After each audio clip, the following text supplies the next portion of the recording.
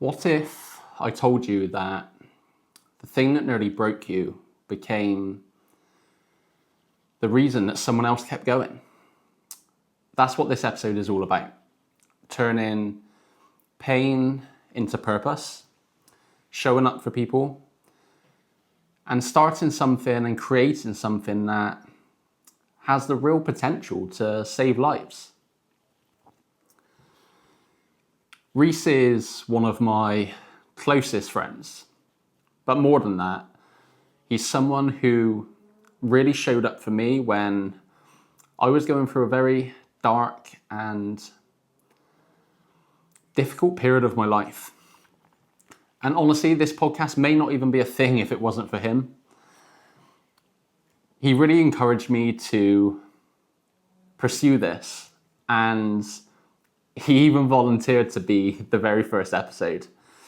He said he was happy for us to sit down and have a chat and record it, and that's exactly what we did.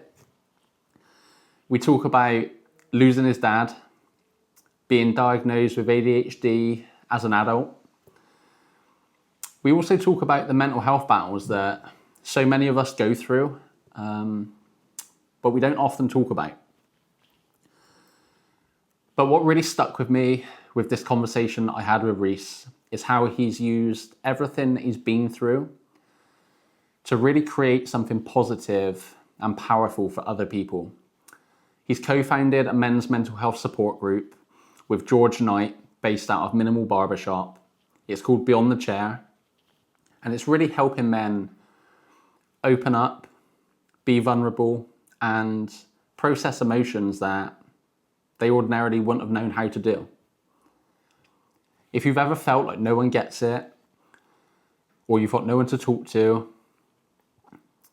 this episode may really help you. I'm really hoping that you'll walk away with a new perspective, maybe a little bit of hope, and at the very least, you'll realize that you're not going through this alone. If this episode does help you in any way, I'd really, really appreciate it if you could pass it on to someone who you think could also benefit from it. I'd love it if you could follow the show so you don't miss out on any future episodes. And if you can, please leave us a review. I really want this podcast to reach as many people that need it as possible. And ultimately, I can't do that alone. In order for me to help as many people as possible, by you liking this episode, leaving a review and passing it on, it really helps us grow, and the amount of good that we could do is almost infinite. But yeah, I really hope you enjoyed this episode. Whatever happens, it's been a win just being able to sit down and have this conversation with Rhys. And yeah, I really hope that you'll get some value out of it. So without further ado, welcome to episode 1 of Maybe This Helps with myself, Josh Galea. And today we're sat down with Rhys Young. I really hope you enjoy it. Let's get into it. So yeah, it is, as I said, a great privilege of mine to be sat with Mr. Rhys Young. Thank you for joining me, bro. No worries. Thanks for having me. Yeah, of course, man. So, yeah, I think for me, and I think for probably the people listening, it makes a lot of sense to maybe just go back a little bit and maybe start with you telling us a little bit about your upbringing and your childhood, and if you can and you'd be willing to talk about maybe leading on to the loss of your dad and how that affected you. Yeah, of course. Yeah, I think giving some context behind, my childhood definitely will lead on to that whole conversation around loss and grief. So yeah, I think going back as a kid, like when I was growing up, from pretty much everything I can remember, everything that my dad ever did was solely for the benefit of me.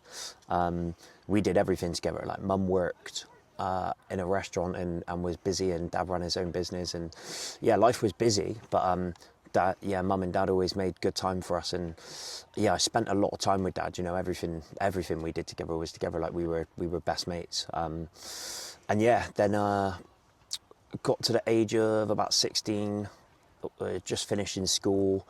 I think like throughout my whole sort of school life, Dad was always sort of like the driver to make sure that I sort of stayed, you know, within the guardrails and behaved, and you know, he didn't even really ever have to tell me off, just used to have to look at me, and I was like, oh yeah, you know, I've really pissed Dad off. And so yeah, then throughout my whole school, you know, was in and out of trouble, but not like too much trouble, was just like mischievous, and during that period, like could never really understand why I was doing that, and I always really wanted to do well at school and really wanted to focus, but just really struggled to be engaged. And you know, the reason why I say that is because we'll lead on to, you know, a further conversation around sort of ADHD.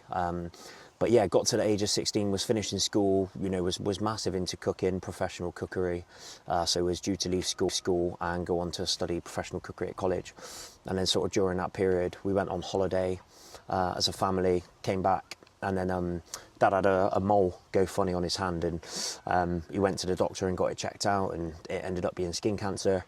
And then I think that was in April of 2012. And then during how old were you then, bro? Sorry. Yeah, just turning 17, I think. Yeah, so a really like crazy time for any sort of teenager. Yeah, pivotal time. Yeah. Yeah, because like you're transitioning from school where you're being told off and being managed by teachers. Yeah. Not everyone being told off, but I was. And you're transitioning into going to college, and you're being treated like an adult, and it's that transition from like almost like boy to man, right? So yeah, then Dad was going through a tough time, yeah, like in and out of hospital, having multiple scans.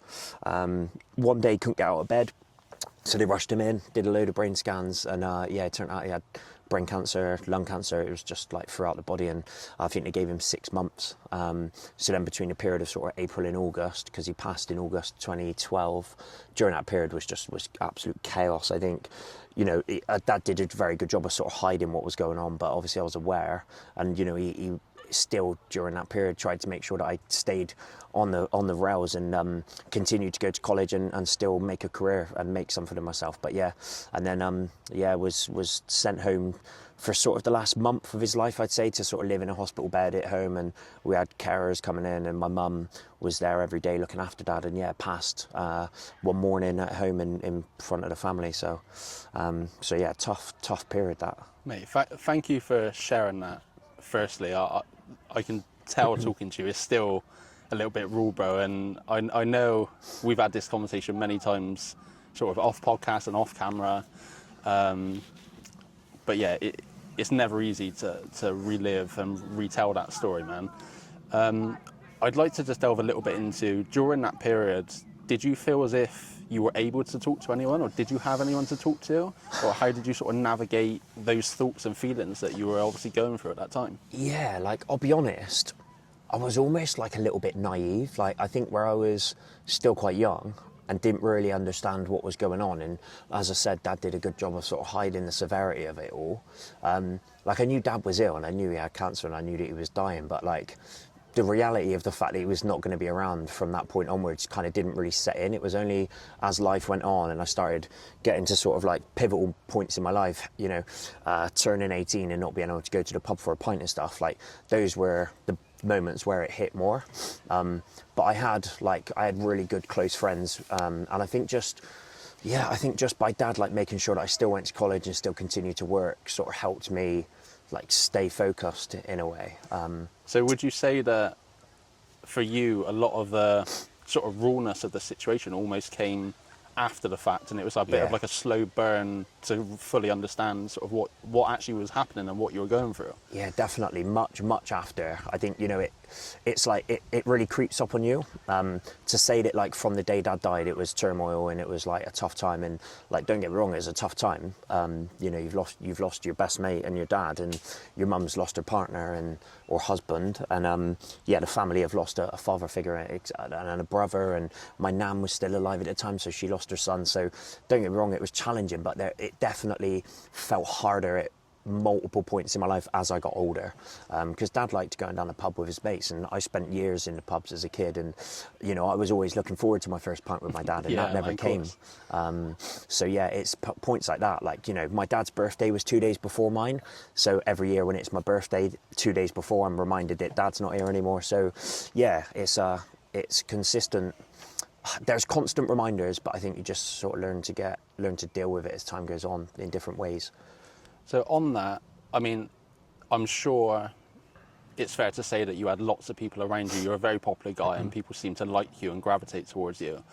But as time went on, did you feel as if people almost kind of forgot about what you were going through and you found it harder to talk as time went on?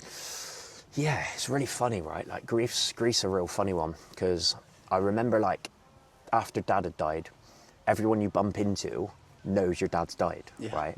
But like, nobody addresses it. It's like such a taboo subject because people are scared to upset you or like don't want to ask the question. But what I found harder was like bumping into someone, being able to read their face, because I knew exactly what they were thinking, like, oh no, his dad's died, what do I say? Yeah. And it was kind of like, you're right. And then we would sort of tiptoe around it, and I would walk away being like, they didn't even ask. Yeah. You know, and it is a weird concept, yeah. But I think, yeah, you know, I had really great friends and a good support network around me, and being able to just keep focused and keep myself busy was the priority for me. When I was at school, I know a lad that lost his parent at school, and I remember he went down a completely different path and, you know, got chucked out of school, and I think I see him around now, like 15 years later, and you know, I think he's homeless. And I remember at school sort of seeing how it affected him, and I kind of thought in my head, like, I've got two options. I either like really let this consume me, and my dad is gone, like I can't bring him back, so I can either let that completely consume me, and that will then be detrimental to my life and my future, or I really have to try and make something of myself and make my dad proud, even though he's not here, because that was all he wanted. And I seen that through him trying to guard me from what he was going through.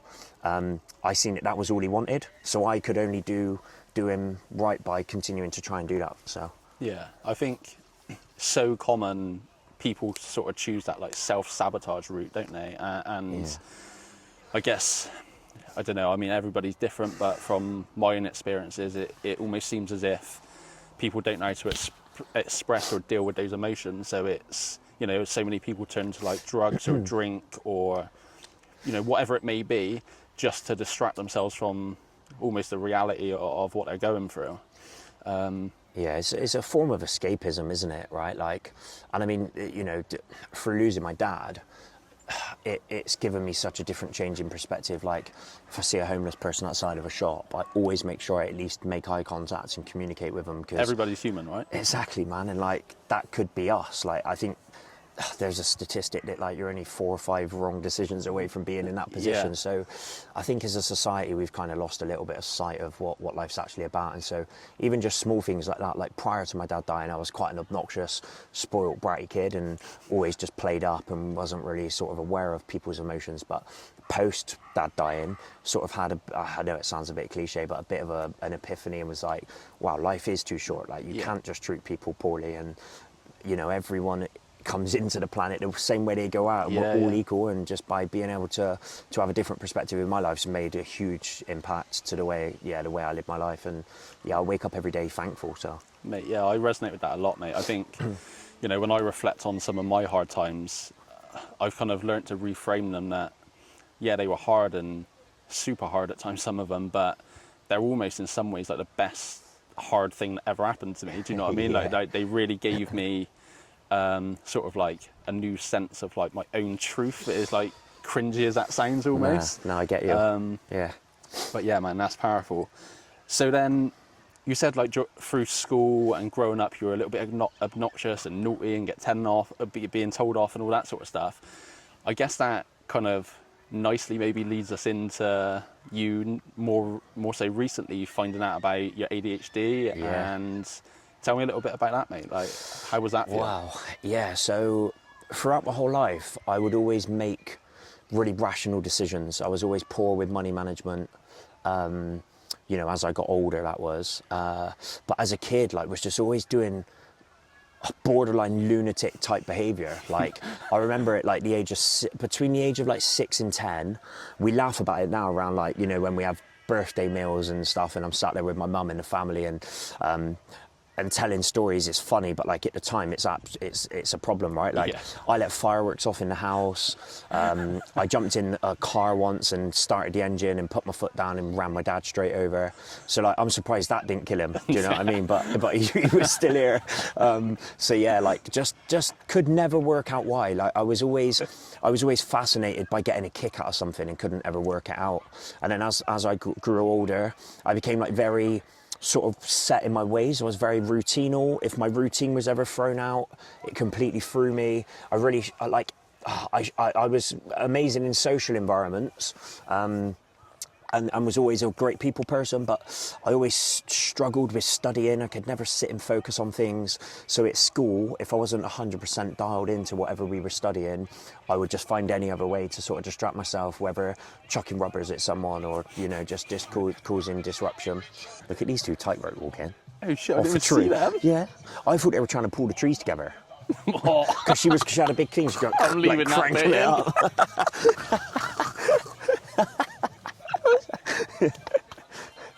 What you could do is put a little bit over this, like we had to snip it a bit here because someone came past playing music. Yeah. But here's a prime example of how Rhys can be distracted with his ADHD. Oh, look, a squirrel.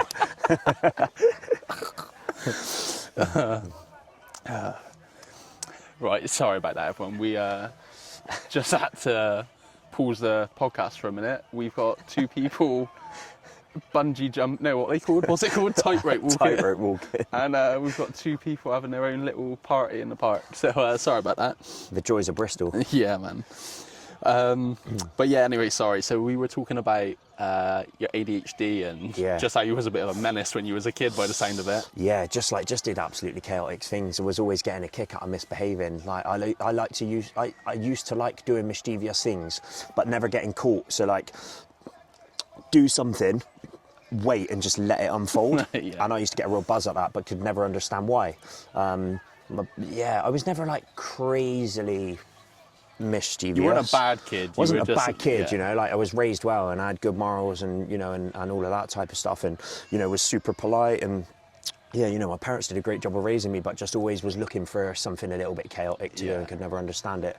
As I grew older, was always sort of very regimented, was always very clean and tidy, and as I got older, I didn't know if it was like anxiety from my dad passing. I didn't know if it was like underlying like mental health stuff behind that. Could never really figure it out. And then like as the years went through, a couple of people started saying like you got OCD because everything had to be neat and tidy, and it was just because like if everything in my life was neat and tidy and regimented, then my brain felt clean and tidy. Did you ever sort of like try and explain that to anyone, or like try and explain either like your parents or your friends? Or I didn't, and I think the reason for it is because I never had because that was all I ever knew. Yeah, you thought it was normal, right? I thought it was normal, but I knew in my head something wasn't right. Okay. But I could never explain it. Like if I was to sit down and talk to somebody and go, I don't get this, they'd be like, well, like I guess in some ways it would be luck of the draw if you spoke to somebody going through the same thing, and then they may be like, yeah, well, I get that as well. Massively, yeah. I think where my dad, you know, was constantly just making sure that I was doing the right thing. Like, for example, I'd come home from school and it was uniform off, clean and tidy, fold it up, make sure it's ready, and before you go out playing with your mates, you put a fresh set of clothes on so that if they get dirty, at least your uniform's clean. Like, that was very regimented, and because of that, I think that almost masked, like, potential ADHD, right? Because, I was sort of, it definitely masked. Do you think your dad maybe had a bit of ADHD, like looking back now, thinking about it? Yeah, or like a level of OCD. Yeah, I think so. I think maybe a level of OCD. I think the ADHD potentially comes from my mum. Now I've been diagnosed with ADHD and I look at... And you understand it a bit more. Yeah, mate, it's like clear as day. Like, but yeah. That's interesting, bro. So for you then, in regards to sort of all this stuff, trying to pick and pack all of this together, was there like a specific turning point for you? Like, was there like a moment of clarity, or was it just a combination of events? So like, after my dad died, I always just sort of like struggled with relationships. Like I would always sort of get into like a bit of a dating thing and it would never really go anywhere. I'd always just sort of get to a point where I'd be like, this isn't really for me, and then it would just be sort of like leave it a bit, and then I would go back to dating, and then it would just be like a vicious circle, and I could never really understand why. And in my head I was torn between, I've just not met the right person yet, so that's why. I thought it was because I was just very sure on what I wanted. So until I found that, nothing else was gonna like fit the mold, right? And then it was only until I got into like my first proper relationship that I actually started spending a lot of time with somebody, and they started picking up on behaviours. Like, as mad as it is, I'd be sat watching TV and it'd be like 8 p.m. on a Thursday, and I'd be like, I got to wash the car. I'd be like, we're watching TV, and I'd be like, yeah, but I'm gonna wash the car, and it like. Then that would become an argument almost. And in my head, I used to be like, yeah, but if I want to wash the car, like just go and wash the car, you know? But actually, when you think about it, like, it's not normal like, just to get up off the sofa at 8 p.m. when you're ready for bed to go wash the car. But it's because like in my head, I built up this list, and in my head, I needed to tick things off the list. So yeah, then the relationship ended, and off the back of it, I changed jobs, and the company that I work for now offer like a neurodiversion pathway where you can get tested. And I was in the gym one day chatting to my mate, and he was telling me he's got ADHD and talking to me about the traits of it, and I was like, yeah. And I was like, oh my God, I was like talking to myself. So yeah, went away and did the neurodiversion pathway, and was diagnosed with severe hyperactive ADHD and like mild inattentiveness. There's like different types of ADHD. And so yeah, the hyperactiveness is essentially where your brain struggles with a release of dopamine. So for the ordinary person, your brain gets regular dopamine and you're quite content. Reading a book is sufficient. Watching TV, that's enough. But for me, like my brain chases dopamine. So instead of just reading a book, I'd have to go out and drive a car 120 miles an hour down an A road just to get a bit of a kick. And obviously as a child, that was fine, because like the things that you did as a kid were just naughty. As an adult, like you actually need to get more severe. You know what I mean? You can potentially, I'd never driven 120 miles an hour in a car, disclaimer. But like as you get older, you need to be more conscious of your behaviours. And so was diagnosed with ADHD, and that was last year. So from the age of being born up until 28, 29, undiagnosed ADHD. What did that diagnosis do for you? Did it release a load of stress, or like talk me through that? How did that change things for you? Weird. At first, I thought a diagnosis would be great. Like I'd heard amazing things about how people being diagnosed had then gone on to medication and it did great things for them. But from the day I got diagnosed, just went into this like weird state of like regret of so many decisions that I'd made that had actually been quite detrimental to my life. You know, for years I'd struggled to like save every month, just spent my whole wage.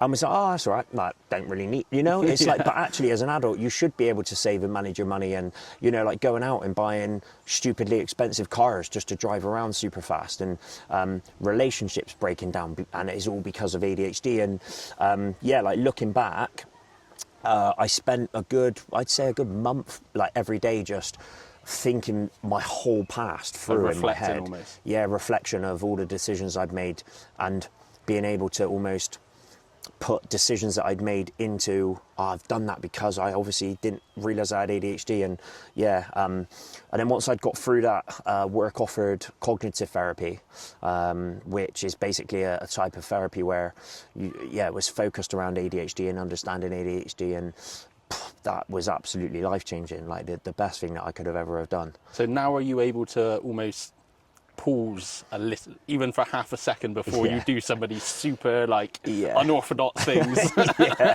100%. Like understanding that I've got ADHD and what ADHD does and how ADHD works and the decisions that you make and why you do certain things and why you're feeling a certain way or why you might say a certain thing or act a certain way. Every single second of your life is powered by ADHD. Like, and unless you've got ADHD, it's really hard to explain sort of like how it works in your head. But for me, like, I've got a constant second voice in my head, like talking to myself almost. And I know a lot of people say, oh yeah, I've got that as well, but this is like on another level. From the second my eyes open in the morning, I'm like running things through in my head, and within a minute I've thought of 100 things. I've got a to-do list, it's stacking up, you know. It's a lot. But being able to understand ADHD and how it affects me, I'm able to make such more calculated decisions, and I don't rush into things. I come away from things like car shopping. I'll go to a car showroom. First car that I see that's got enough power in it, I'll buy. Now it's like, do I need that car? Like, it, you know, it's... Let's you see a couple more first. Because before it would be like, well, my brain's telling me I want that car, and I can buy the car, so I'm going to do it. Why wouldn't I buy it? Well, my mind's telling me I'm going to do it, right? So I'm going to do that. Whereas now I'm like, do I actually want and need that car, or is my ADHD saying you're going to get a good thrill out of that car? Yeah. And then, you know, so it's like like getting a new phone. Everyone loves the hype of a new phone, and then it vanishes. It's boring after 30 seconds. Yeah. So, being diagnosed and then understanding ADHD, doing the therapy, understanding myself in multiple ways, how I interact with people, understanding people. You know, because with ADHD you can be super sensitive as well, right? So like people's reactions in words can be taken so much differently to actually how they are and out of context, and that can be detrimental to friendships and things like that. So yeah, it's been absolutely life-changing, and like I feel like I'm the most content I've ever been in my life. Mate, And yeah, I mean, I've got a partner now who just gets me like for who I am, and mate, I've never been more secure and happy. So mate, that's class. I mean, again, it's like this funny thing, right, isn't it? Of like all of these experiences through life somehow led you to all of a sudden now you've had your ADHD diagnosis and you almost understand every, I don't want to say wrong decision because I don't necessarily believe in wrong decisions, but like, you know, it's running your dad over a right decision. Yeah, maybe not. But yeah, you know, it's led you to this place now where you're able to learn from all of that, and go on to create so much more positivity. And on that, I think that leads us very nicely into, I guess, from all of this stuff that you've either been through personally or the things you've now learnt more recently about ADHD and how you and your mind works, you've gone on to create Beyond the Chair. Yeah. So where did sort of that idea and vision, was that one of those 100 thoughts going through your head, or what sort of happened with that, bro? Yeah, exactly that. I think, you know, like like where my brain is working so actively, I'm always thinking of like the next thing. So whether it's a business idea or I don't know what I've got to do next to clean at home, or you know, it's constant thought. But for me, it was through going through my experiences, like ADHD, because dopamine and the effect that can have on the brain gives you considerably high highs and considerably low lows. You do go through those periods of fluctuation, and like, for example, if my ADHD was really bad one day and it was really low and it was the anniversary of my dad, then that is a tough day, in addition to neurodiversity, right? So for me, I initially started volunteering for a charity in Bristol called Suicide Prevention UK, and initially it was just because I was seeing statistics of like men in Bristol just losing their life to suicide. And are you a trustee for that now, is that right? I am, yeah. So became a trustee of the charity this year. Mate, that's so inspiring, mate. That's amazing. Yeah, it's just, you know, I could see what the charity was doing and the good that it was having. And I think unless you actually really look at the statistics around suicide, they're mind-blowing, mate, shocking, absolutely shocking. Like men's mental health, I think suicide is the biggest killer in men in the age under 50. I can't imagine there are many people that even really know that statistic, but most people can tell you what COVID does. Do you know what I mean? It's a huge problem. And I started just volunteering for the charity. I was initially donating. I've been donating to the charity since 2021, and then was wondering how I could sort of tap into it and actually offer some time. So became a volunteer, started going out on patrol in Bristol on a Friday and a Saturday night, also in Bath as well, and it's going to all of the high-risk areas in Bristol, essentially like trying to locate people that are potentially, you know, in a bad way and not thinking too well, and yeah, trying to sort of support them. And we've also got a helpline which is open 7 days a week. It's national, and I was taking calls on the helpline and could just really like see there was a real problem. There's a real problem in the UK of people that just, unfortunately, like they want to live but no longer want to like live in this sort of environment and what they're going through. You know, there's a lot that people go through in this country, and off the back of it was kind of like, how can I do something in addition to that? So I was sort of like having a bit of a think about it, and I realised in my head, like, okay, like there's a serious problem with men's mental health. Like I've had my ups and downs with that sort of thing, ADHD, the loss of a parent, all of that thrown into the mix, trying to navigate life. And so it was kind of like, okay, well, how can I make a bit of a difference as well? So was in the barber chair one day chatting to my barber, and he was going through a bit of a tough time, and we were sort of just talking things through. And then I sort of went home and kind of thought, oh, wow, like, I've sort of just vented a lot to my barber there, which then sort of got me thinking a bit more. And I started thinking about how could I extend that conversation with my barber in that barber chair beyond that. So I started having a bigger conversation with him and sort of said, mate, what do you think about setting up like a men's mental health group, like in the barbershop? Yeah. And that was where the concept of Beyond the Chair came from.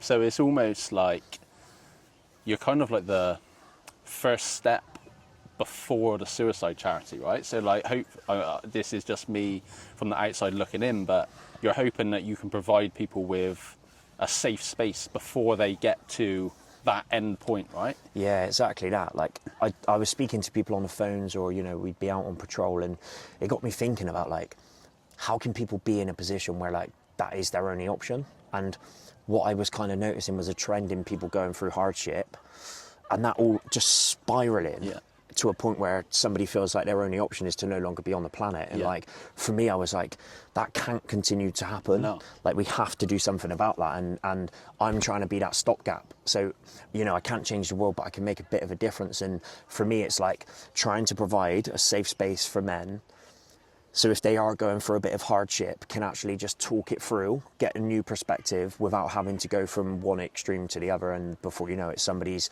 not only lost a dad, someone's lost a son, a father, a parent, like, and the impact of suicide is like catastrophic throughout families. You know, it's not just like their immediate family. It's the butterfly effect, but the wrong effect, isn't it? Right? Yeah, absolutely damaging. You know, and people have to live with that for the rest of their lives. And you know, I would say fortunate enough to be there when my dad passed. Like, we knew it was coming, we could prep for it, and I was able to be there and say my goodbyes. But like, people are left with this massive gaping hole of like, why? Yeah. Like, you know, and people have to live with that for the rest of their lives. Like, the last conversation they had, like, if the last conversation they had was an argument, imagine having to live with that for the rest of your life. So yeah, all of that combined got me to the point where I thought, you know, something more needs to be done. And I guess kind of similar to how you needed clarity on ADHD and why you thought the way you thought, and you then you managed to equip yourself with the tools to navigate and manage your ADHD. I guess Beyond the Chair is helping people be able to understand their emotions, right? And get those emotions out in a safe and controlled way without them going back to that self-destruction nature that so many people basically go through, yeah? 100%. And you've been going with Beyond the Chair now. Oh, I'm sorry, I guess we should mention. So Beyond the Chair is at Minimal Barbers with George Knight, is that right? Yeah, correct. So Beyond the Chair at the minute is in one barber shop in Bristol currently. It's Minimal Barbers, Temple Way in Bristol. Every Wednesday? Yeah, every Wednesday. People arrive at 7 p.m. We start at 7:30. I'm a co-founder with my good friend and barber, George Knight, who owns Minimal Barbers. And you've been going 12, 13 weeks? Yeah, 13 weeks. I think it'll be this Wednesday, so yeah. Mate, yeah, that's massive. And, you know, people are coming and benefiting from it? Yeah, man, like, people are interacting. Like, social media is just absolutely blown off. Mate, I think I seen on your socials the other day, George said that like they like FaceTimed someone in because he couldn't make it to a meeting or something. Yeah, like, you know, people, you know, we've got regulars now that come to the group. They were working away, but the group's that beneficial to them. Like, it's become a real part of their routine, and they had to be at the session, and they were working away, and yeah, we FaceTimed them into the group. Mate, and that's massive. Know, yeah, it was wicked. So what? I mean, you've done great things with Beyond the Chair, and I don't want to downplay how much effort and energy you've both put into sort of creating this. But is there sort of like a vision or end goal with it? Like, sort of, what are you working towards? And I guess if anybody watches this or listens to this, what could they potentially do to help you, mate? Like, to grow it and really take it to the next level? Yeah, so Beyond the Chair is obviously still a baby, right? Like, we're just still finding our feet. We're not a registered charity, but that is the plan. The thing for us is just to continue to grow it and, like, you know, try and just make people realise that, like, you can come and be safe and be vulnerable. The toughest thing about men's mental health is people actually understanding that, like, they're going through a tough time and being confident. I don't know if confidence is the word, but like, being comfortable enough to just say, actually, do you know what? I need some form of help. Yeah. Like, and it's not you saying that you're a weak bloke. If anything, like, I think you're a much stronger bloke by admitting that you need to just have a chat with someone. And oh, mate, I think there's so much strength in vulnerability, mate. Like, yeah. You know, I think even just from my own experiences, growing up as a kid, I very rarely saw men talking about hardships or crying or being emotional. And I guess that feeds through into our generation. I think it's something that's slowly being worked out of the next generation and the next generation again. But I think definitely for people sort of, born in the 90s, late 90s, that's still very much a stigma that needs to change, right? Yeah, I mean, times have changed massively, right? Like, there's so much more pressure, I think, on people in today's society, and the concept of like looking after yourself mentally, I think people, it's still something that we need to be aware of. I think, times are changing, and people are becoming much more aware of mental health and what it is, and how men should be able to talk, and there's still a lot of work to be done. I think the biggest challenge for us is still just getting men through the door. I get messages every week like, "Oh, wicked group, I'm going to come along," and just don't turn up. And I don't know if it's like that whole thing of actively taking yourself to a group where you're going to be vulnerable. Yeah. But like, mate, it is the best thing ever. We get 10 to 15 lads a week. We set up the barber chair, and the concept is just to provide a safe space for men to come together and just talk exactly what we're doing now. Just an open conversation about any of your challenges, and other men in the room might have been through a similar experience and can give you perspectives and help provide support. And even just by talking, like, a problem shared is a problem halved. Yeah, man. Just by talking just makes such a difference. I think when you're going for a challenging time, your ability to be able to rationalize is tough. Like, you're very tunnel visioned. It's 100%. like, I'm going through this is so, I don't know, you know what I mean? You feel as if the walls are closing in on you, and you can't breathe, you don't know where to go. Exactly, and like, where do you go? Yeah. By coming to the group and just having an open conversation and getting different perspective makes a huge impact on the way that you think, and it helps you just rationalize a bit better, and you can just see a bit clearer. Mate, amazing stuff, amazing work. Thank you, mate. I guess we could sit here, mate, for hours and chew the fat on this. But, mate, this has been amazing. Thank you so much for doing this with me. And I guess a final note: if anybody is looking to come to Beyond the Chair, or they just need some advice, maybe, where can they go? Where can they reach out? Tell me a bit more about that. Yeah, of course. So at the minute we've got a Facebook page and Instagram. So it's Beyond the Chair Bristol. If you're looking for us on socials, give us a follow. If you want to come to the group, all the details are on there. It's a completely confidential and safe space. Everybody signs a confidentiality disclaimer form when you come. But yeah, the main thing for us, we're only just getting started. We really want to grow. We want to hopefully at some point be in barbershops across the UK. Once we become a registered charity and people are able to donate with money, we then want to be able to take that and offer therapy for people that are unable to get access to therapy, because it's not something that everybody has access to. So yeah, I mean, just by interacting with the page, sharing the story, even just speaking to people that you think may benefit from the session, just give them a chat, send them our socials, and hopefully we continue to grow. And one day hopefully we'll branch out into women's salons, and women can start doing the same thing. Change the world, bro. Yeah, well, yeah, that's the aim. I just keep as many people on the planet as we can. 100%, man. Mate, this has been amazing. Thank you so much, brother. Nice one. Thanks, Josh. Yeah, man. Chat to you later. Top man. Thanks so much for listening to the very first episode of Maybe This Helps. I know we covered some pretty heavy topics today, but I hope that something in it made you feel seen, maybe gave you a bit of a new perspective, or reminded you that you're not alone in what you're feeling and what you're going through. Rhys has been through a lot, but the way he's turned that pain into something so powerful and positive has been a really big inspiration for me, and I really hope it has been for you as well. If this conversation has helped you in any way, or if it's made you think of someone that you know that's going through something right now and you think that this may benefit them, then please send it their way. If you could follow the podcast on whatever app you're listening or watching this on, I'd really appreciate it. And if you can spare a second to leave us a review, it will just really help more people find these conversations. But most importantly, please take care of yourself. Whatever you're going through,